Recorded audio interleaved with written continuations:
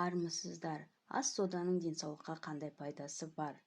Видеоны соңына дейін көріп, ұнаса лайк басып, комментарийге жазып, арнаға тіркелуді ұмытпаймыз. Сүтке араластырылған соданың дәмі бала кезден бері бәріңізге таныс шығар. Бұл қоспа әлі күнге дейін жөтел кезінде сізге ерекше әсер етеді. Дәрігер мамандар бір шай қасық соданы қайнаған сүтке қосып, ұйықтар алдында ішуге кеңес береді. Ал сүтті ұнатпайтын адамдар болса, олар жөтел кезінде сода ерітіндісінен жасалған ингаляция, тамақ булау көмектеседі. 1 литр қайнаған суға 1 ас қасық сода жеткілікті. Тамағыңыздың ауруына сода ерітіндісі ерекше көмектеседі. Соданың 2 шай қасығын алып, 1 стакан жылы сумен араластырыңыз.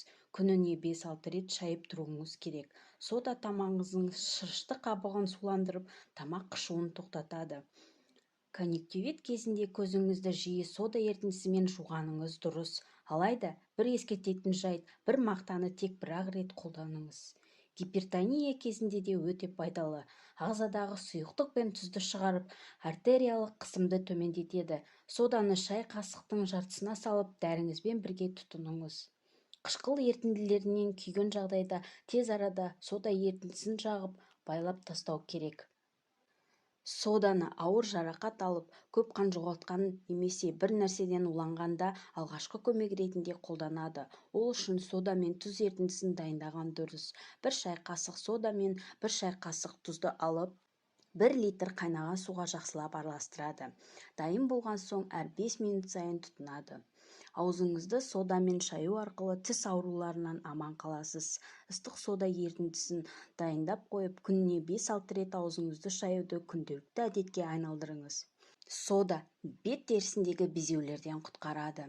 Оны сабын ұнтағымен араластырып, аптасына 2 рет бетіңізді сүртіп тұрыңыз. Сода ерітіндісін құрт-құмырсқа, шыбын-шіркей шаққан жерлерді де тез кетіреді. Егер шаққан жеріне күніне бірнеше рет жақсаңыз, орны да қалмайды және жараның аузына микроб түспейді. Жұмыстан қатты шаршап келген күні кешке содамен аяғыңызды уқалаңыз. 5 ас қасық соданы 10 литр жылы сумен араластырсаңыз жетеді.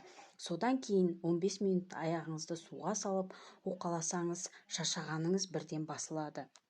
Кейбір аурулардың алдын алу үшін соданың белгілі бір мөлшерін 1 стакан жылы сумен араластырып, таңертең аш қарынға ішіп тұру керек. Сосын оны күні бойы тамақтан жарты сағат бұрын және тамақ ішіп болған соң 1 сағаттан кейін ішу қажет. Яғни асқазанда ол кезде ас болмауы, ас қорыту процесі жүріп жатпауы тиіс.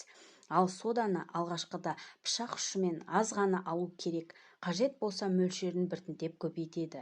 Соданы аптасына немесе айына 1 мәрте де қабылдауға болады. Асқазан үшін ішілетін болса, бөліп-бөліп ішіледі. Ал ағзаның басқа мүшесі үшін болса, бірден ішуге болады. Сода ерітіндісі бауырды тазартады, иммунитетті арттырады, паразиттерді жояды. Ағзаны сілтілендіруге пайдасы мол. Өтте, несеп қабында, бүйректе тас болса, оны ерітеді. Буындағы, омыртқадағы іркілген, яғни жинақталған зиянды заттарды жоя алады. Қанды сілтілендіреді. Видео пайдаңызға жарады деген үміттеміз. Келесі видеода көріскенше.